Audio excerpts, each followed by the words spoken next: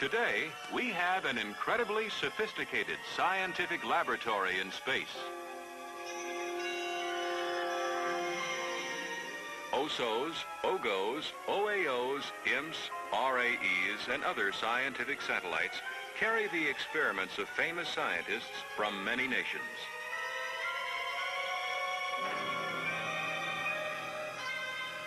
This achievement can only be understood by measuring it against generations of scientific endeavor. Let's step back to that rainy day in 1752, when a great American put a scientific deposit in the bank of knowledge.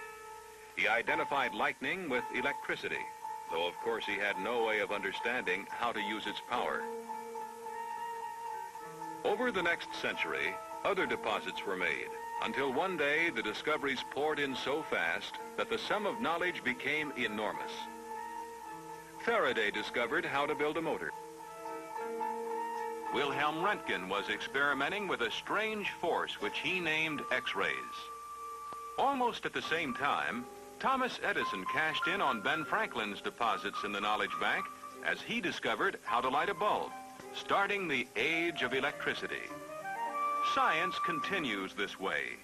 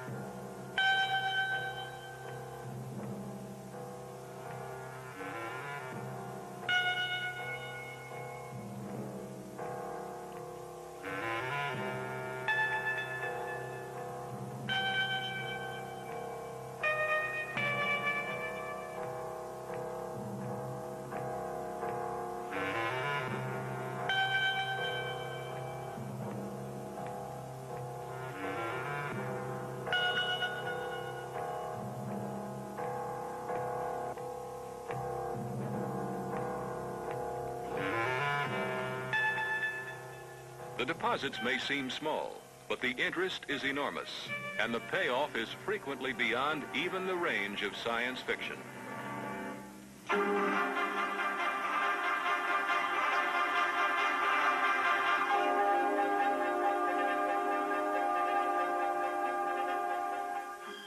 Today's Franklin stands in the shadows of a launch control room, watching his instruments roar aloft to gather knowledge for the bank. The tools of investigation have changed since Franklin's day, but the methods have not. His kite is a spacecraft. His key, a cosmic ray detector, or a miniaturized mass spectrometer. His string, the stream of data linking the experiments with the ground station. Space science is science done in space. The laboratory has become enormous. Space science began with the first balloon carrying photographic film to detect cosmic rays above the curtain of the atmosphere. These balloons investigated the first 35 miles up, the troposphere and stratosphere as we call them. Beginning in 1945, scientific sounding rockets began mapping the ionosphere. That is, from about 35 miles up to about 1,000 miles. Sounding rockets do not orbit like satellites. Instead, they take an important vertical sample of the upper atmosphere and also make measurements at altitudes too low for satellites. It was experiments on sounding rockets that first discovered X-rays from the sun and first observed the Earth's enormously complex cloak of charged particles, the ionosphere. In 1958, the Van Allen team, their experiments riding on the first satellite, Explorer 1, discovered great seas of intense radiation swirling about our fragile spacecraft, Earth. Since 1958, nearly 150 satellites, to say nothing of over 1,500 sounding rockets, balloons, and high-flying aircraft, have mapped the Earth's environment in space in ever-increasing detail.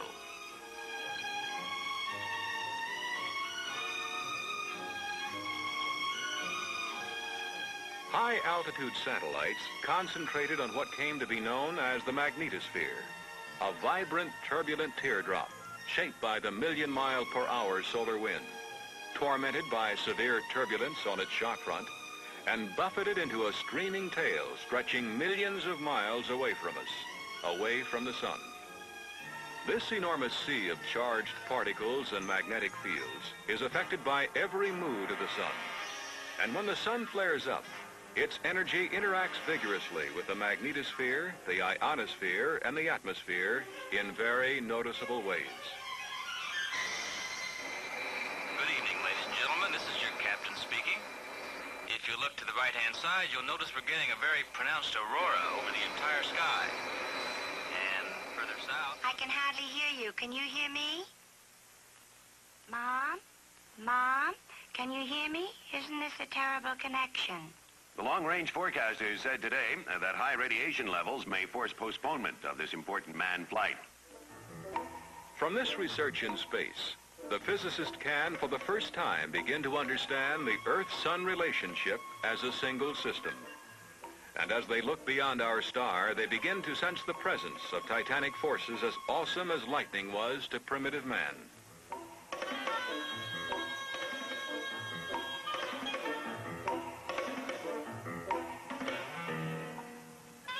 It has been a decade of unlocking secrets, of naming things and drawing maps. Maps unlike any you have ever seen. A decade of making things work the first time, of continual battering against the frontiers of scientific knowledge.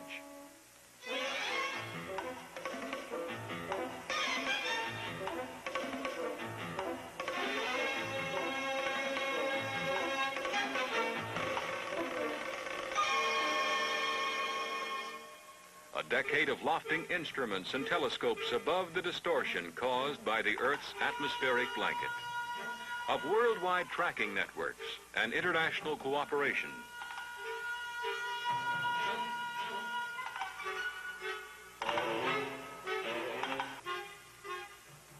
As Franklin identified lightning as electricity, we have identified new forces and phenomena which we now have to try to understand.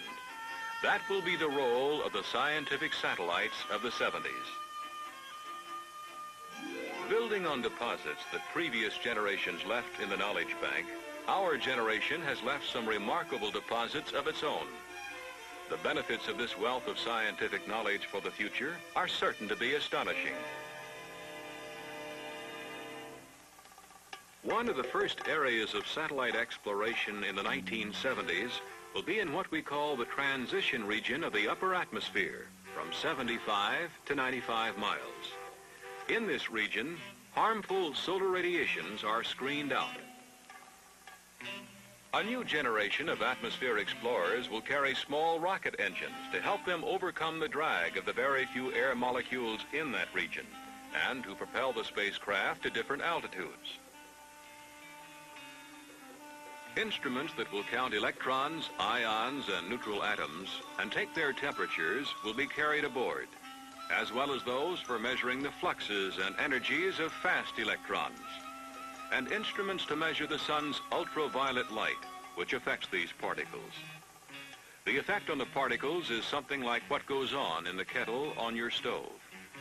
If you look at molecules of boiling water under a microscope, you get an idea of how the sun's energy stirs up the particles in the transition region of the atmosphere. We are interested in these reactions for the same reasons that James Watt was interested in boiling water before he invented the steam engine. A small but important satellite of the 70s will be the SSS, which stands for Small Scientific Satellite. The mission of SSSA will be to investigate in detail some of the phenomena discovered by the larger observatory satellites in the 1960s. The SSS can be launched by the Scout vehicle, a rocket which is readily transportable to any site in the world.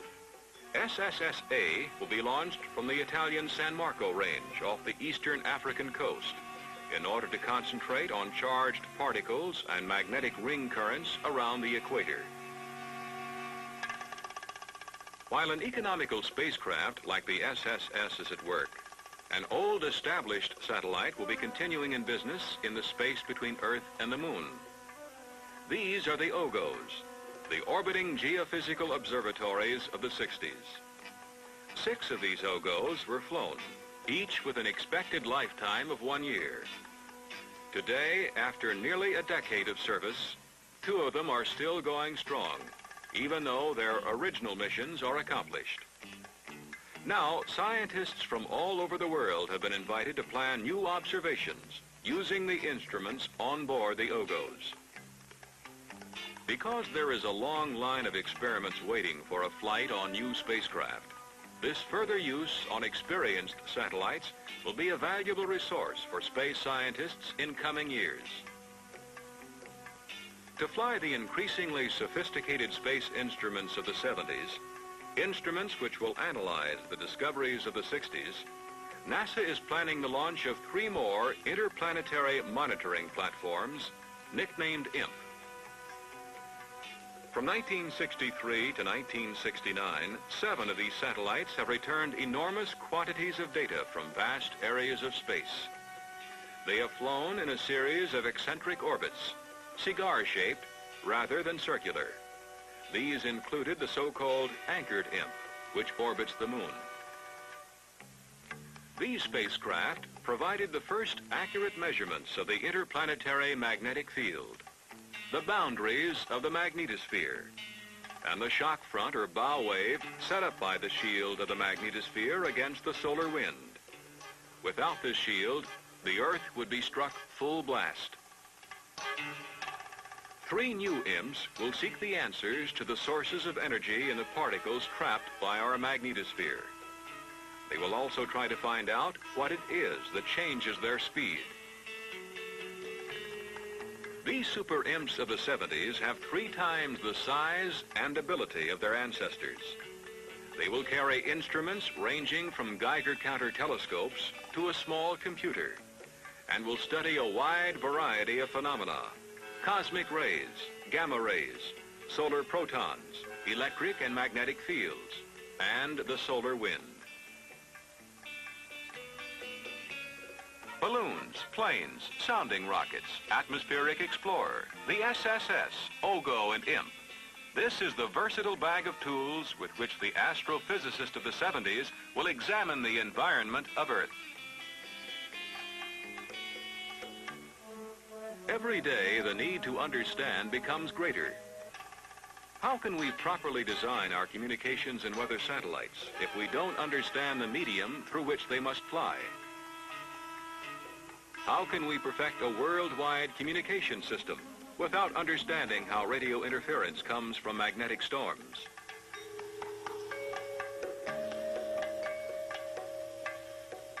How can we put together a unified picture of the world's weather to the point where we could do something about it without understanding our entire environment, of which the lower atmosphere is only a fraction? These are questions which will sooner or later affect the lives of all of us. The space maps, which are being made by the satellites of today, will be to future explorers what the early maps of this continent were to those who opened the West. Day after day, the space physicist continues to make important deposits in the bank of knowledge.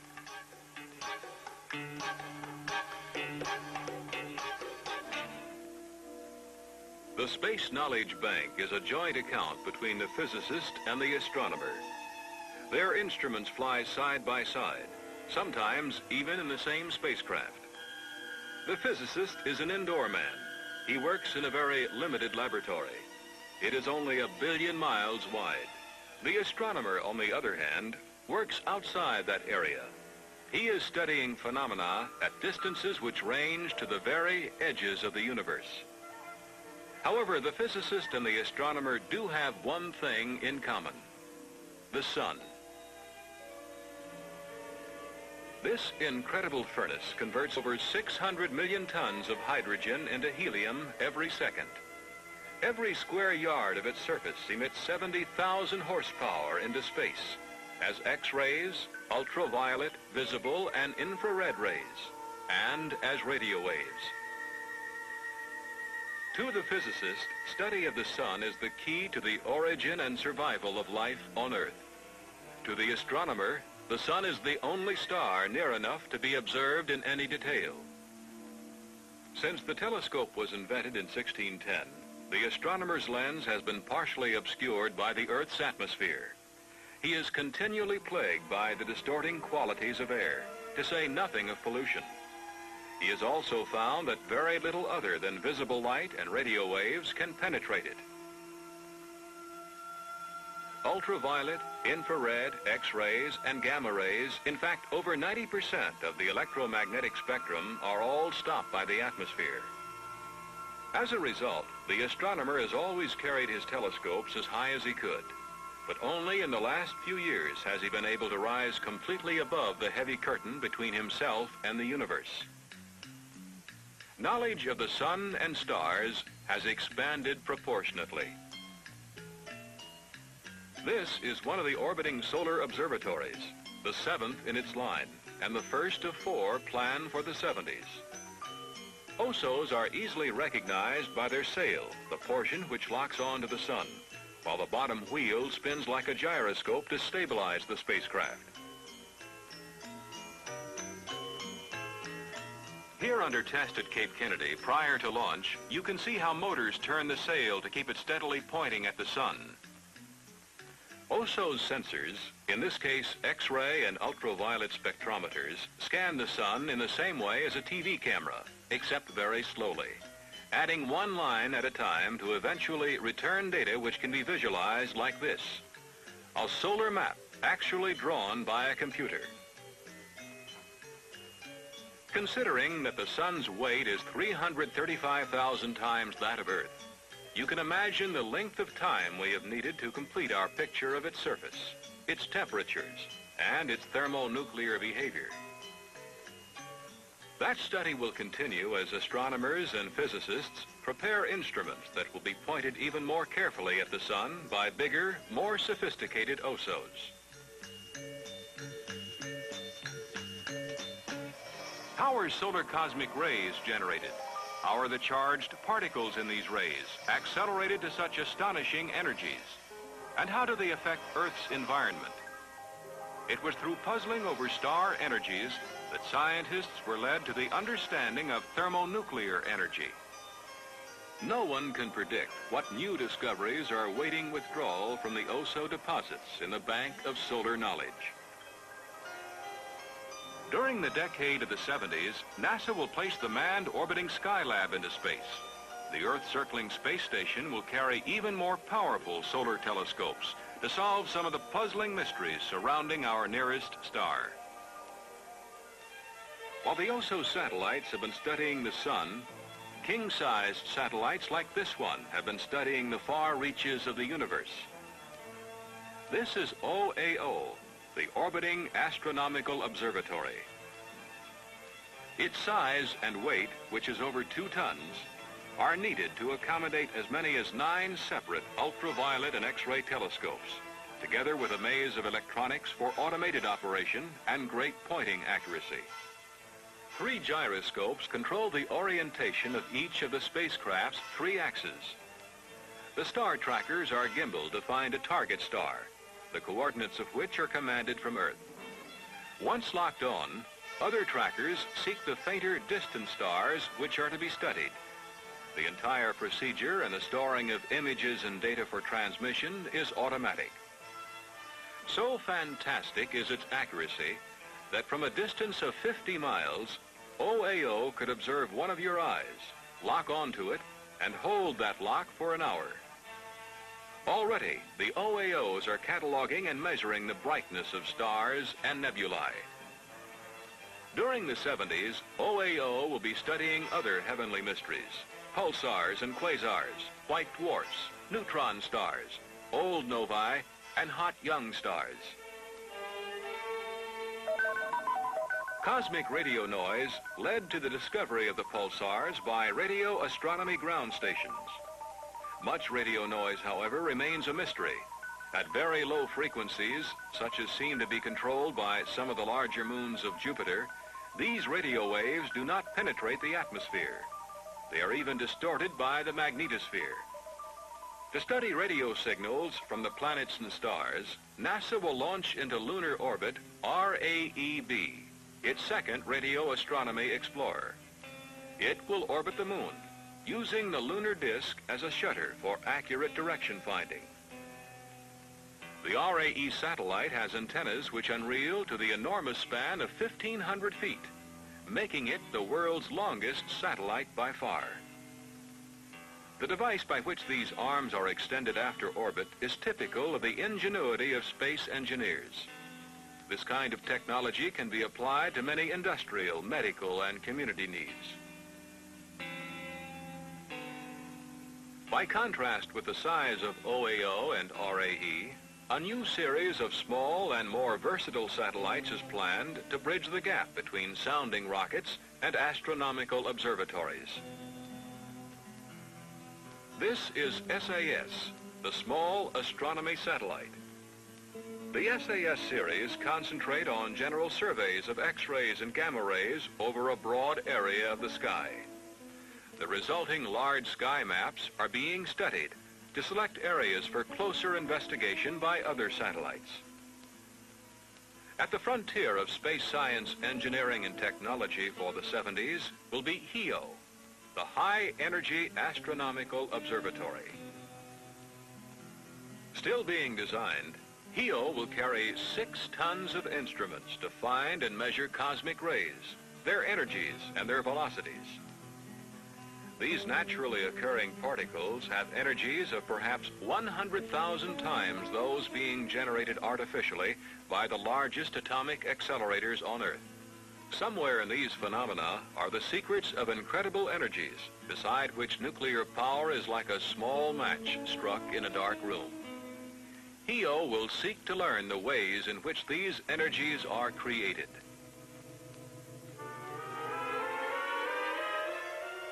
Ten years of space science research have solved some mysteries and presented some profound new ones.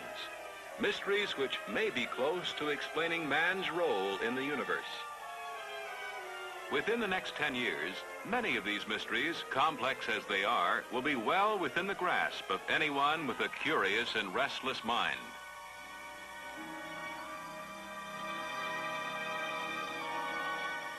Imagine a form of matter, which the more you look at it, the less you can see. A star which is collapsing so fast that no light can escape from it, leaving a black hole in the sky. When scientific satellites look across the universe to the quasars, they may be looking billions of years into the past. When they look at a supernova, an exploding sun so bright as to actually cast shadows on Earth, they may be looking billions of years into our future. To a visitor from an equally curious planet, the Earth would have looked no different than this. That day in 1752, when Franklin established the relationship between lightning and electricity. On the cosmic scale, little time at all has elapsed since that event, although our scientific knowledge has exploded at a rate equal to what we imagine the explosive creation of the universe to have been 10 billion years ago.